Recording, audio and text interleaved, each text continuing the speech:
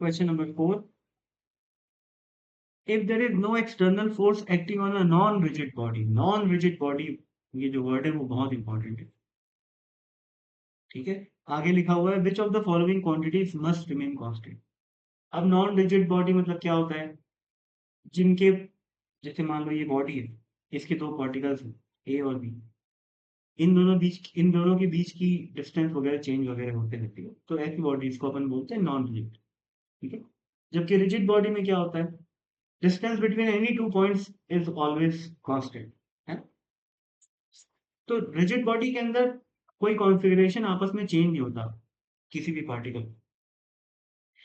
तो अब देखो भाई, एंगुलर मोमेंटम कांस्टेंट रहने के लिए क्या चाहिए?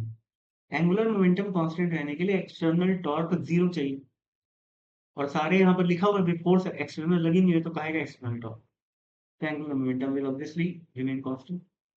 लीनियर मोमेंटम भी कांस्टेंट रहेगा, लीनियर मोमेंटम को चेंज करने के लिए भी एक्सटर्नल फोर्स चाहिए।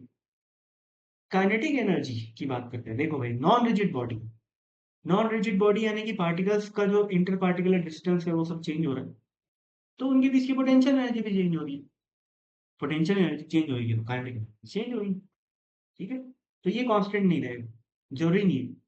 जैसे सपोज करो, मान लो कोई नॉन रिजिड बॉडी जैसे अर्थ है, अर्थ है मान लो, और आसपास कुछ नहीं है, सन वन सबको हटा, और अर्थ के अंदर अपन एक एटम बम फोड़ दिए, तो उसकी एनर्जी रिलीज होगी, तो वो जो न्यूक्लियर एनर्जी स्टोर थी, अब तो वो रिलीज हो गई, तो वो किसी न किसी फॉर्म ऑफ एनर्जी में जाके दिखेगी अपने को, हो सकता है वो काइनेटिक एनर्जी की फॉर्म में जाके दिखाएगा, तो काइनेटिक एनर्जी बढ़ सकती है।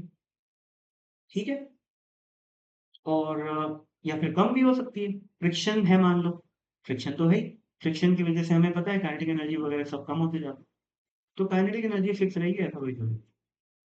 मोमेंट ऑफ इनर्शिया भी फिक्स नहीं रहेगा। क्यों?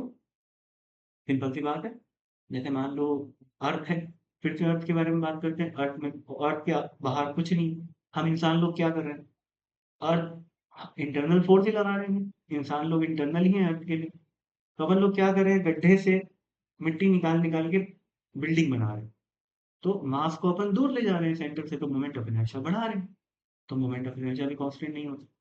ठीक है, एंगुलर मोमेंटम कांस्टेंट होता है, यानी कि एल कांस्टेंट होता है, यानी कि आई इंटू ओमेगा कांस्टेंट, परंतु ये भी चेंज हो सकता है, ये भी चेंज हो सकता है। हाँ, इतना श्योर है कि आई यदि बढ़ेगा तो ओमेगा कम होगा, और यदि आई कम होगा तो ओमेगा बढ़ेगा, ये बात श्योर है।